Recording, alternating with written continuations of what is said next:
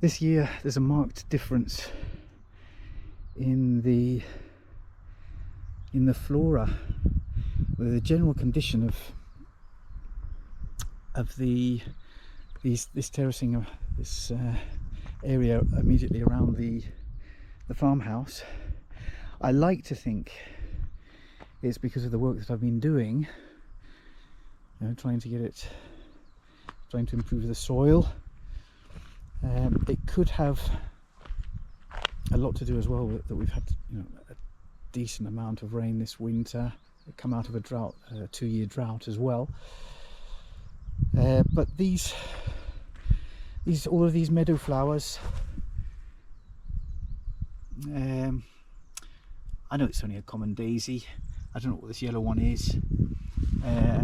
This is thyme. That very delicate white pink flower. And we've got, of course, the dandelions. But you start looking, and you start seeing more and more, which I can't identify. This lovely one here. There's more of it here. So we've got more and more of these meadow flowers coming out. Very common dandelion and daisy. I think are these forget-me-nots. I think we've got nasturtiums as well. Now, yesterday with the brush cutter I cut some paths through because this was getting quite long, and partly because I want to compare what happens if I cut compared to leaving it, because you've got to be so careful here, with the limited rain that we do have. You could lose everything, but I did just cut some paths through. This is an interesting, I'm not quite sure what this is. It's not scented, and it's not an aromatic or a herb, but bees are extremely interested in this, so I'm leaving this where I can. It grows into quite a big bush. At the moment this is just starting, but it does grow into a nice kind of rounded shrub. And you can see down there, a lot of it's margarita, daisies. But if you look a little bit closer, and we've got some gorgeous poppies growing out here. Fabulous deep red, these poppies, amazing, and there are more coming out. There are more poppies in there. So there are also, you only have to just crouch down and look a little bit. There are a lot of these coming up which look a little bit like sweet peas. This is lovely a lovely red. I'm not sure if this is a pea, but it's wild.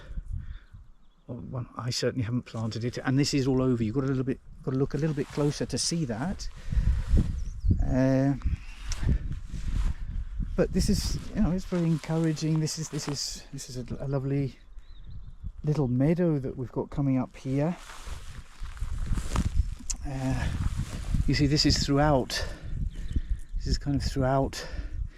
Is that a pea? Is that a field pea or cow pea? It's got these very, very familiar tendrils that make me think that of the peas. And this stretches down there.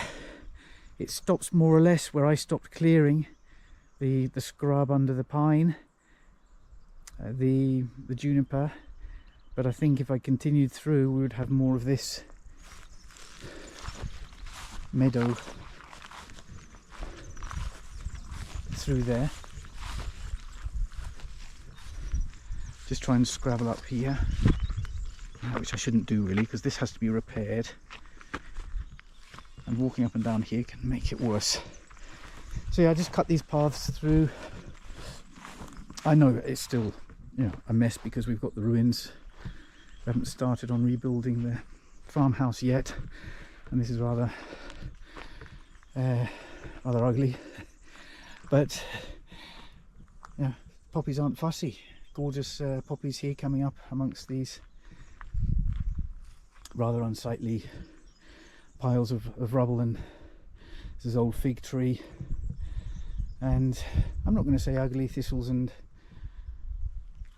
dandelions, because, you know, we call weeds by that name because they're, you know, they're plants in a place that we don't want them, but they're still, oh, this has got a gorgeous flower on it, as has the thistle, and all of them, well, most of them, I would say, healing properties of some kind. So, but there it is through there. Just come down there. But yeah, I'm just hoping that we've got some more of this pea up here, if that's what it is. You see, I've cut the path through there.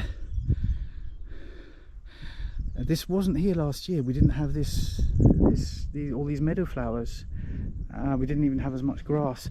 Down there, you see that little last shelf where you've got where you can see the daisies and the dandelion. That was all scrub, very much so. And clearing that and cutting on a fairly regular basis, and a couple of times over the winter. This spring, we're in early May, this all started about a month ago. There's nice poppies again on this corner and on this corner. It's really quite amazing how quickly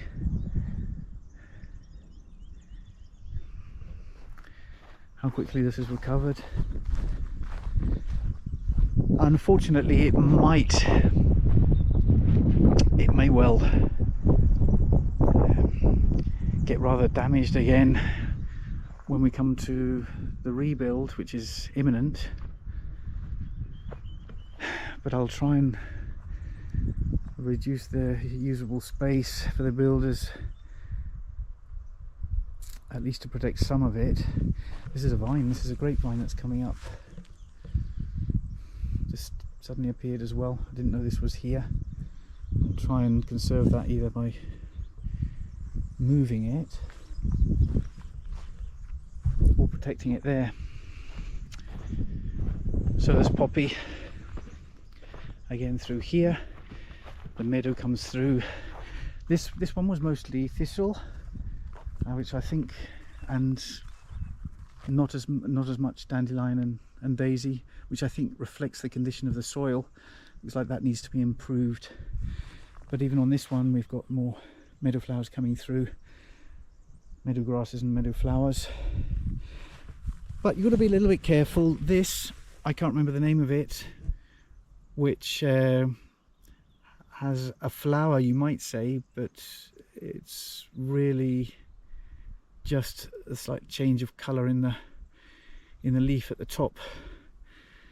I can't remember what that's called. It doesn't actually bring out petals, but this part converts into this is toxic, fairly toxic.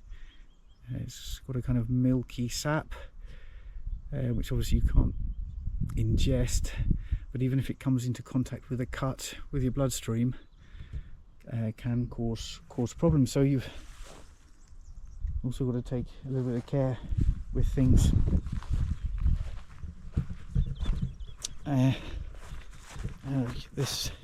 None of this was here. None of this was here, and it's really just it was just about brush cutting the very hard, mostly dead, very dried little shrubs that had come through. Some of them aromatics, but just allowing it to regenerate. I haven't even improved the soil here, and it's just really through tending to it. There's another one here that I'm not quite sure what it is. And we have come across some orchids as well. 2 or 3 varieties. I can't show them just yet, but in another video I'll see if I can get those. Some stunning and very unusual looking orchids. There's another one here which I'm not sure what it is. It's a gorgeous deep purple, stretching up towards the sky to display itself to the pollinators, one of which is there, busy. Flower to flower, extracting its pollen. Oh, they work efficiently. And he's going for, or she is going for, not the dandelions, all of these little individual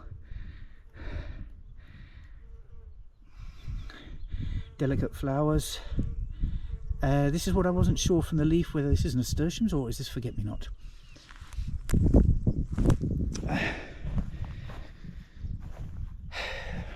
That's another reason, in fact, that I left. I only did parts, I didn't cut it all.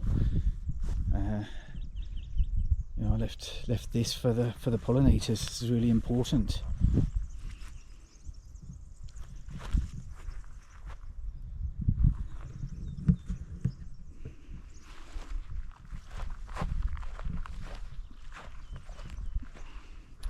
And what we'll do is we will see if we can extend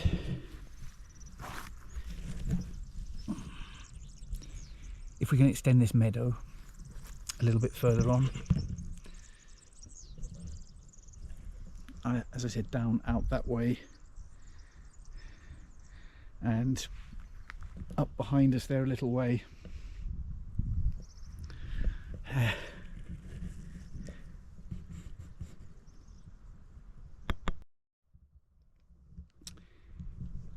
And here I've come, you know, quite maybe a kilometre down from the meadow around the farmhouse to Half Moon Valley, just to see these peonies. Really, there are more things, but you can see these peonies are very abundant, very happy here. They must like water because this is an old spring. You can see the wall here, which unfortunately has caved in. The terrace wall has caved in and filled it up. There may still be running water down there. It was a rectangle here, but although this has caved in and there's no water normally pooled into it, there is water running down through this valley, through Half Moon Valley. And amongst the flowers that come up, a great surprise, these annuals, these peonies, which is a fabulous flower, has a lovely scent. We've got pockets of these all over the finca, and I think it's where they've got a little bit more moisture. The first one curiously comes up over there where I've got some barley planted. And that has disappeared now because these do have, they are glorious, but they have a very short life. The flowering is really only a week or so, maybe 10 days. You can see these are all coming out at slightly different times. This is a bit later out, but there's some more through there. But it's a lovely touch, adds a lovely touch of colour, and it's lovely to see them as you travel through the finca in different spots. Haven't done anything to help them or to spread them at the moment. I'm just letting them do their thing and making sure that I'm aware of which areas they grow in, so as not to eradicate them with my clearing. I've marked everywhere they are.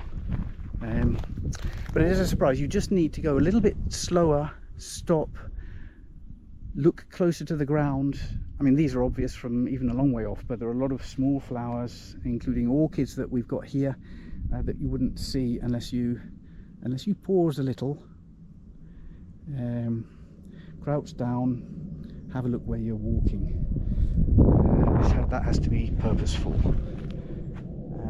and really you realise quite just how prolific the area is in flora, whereas looking at it like that, you might think there was nothing here, but there certainly is.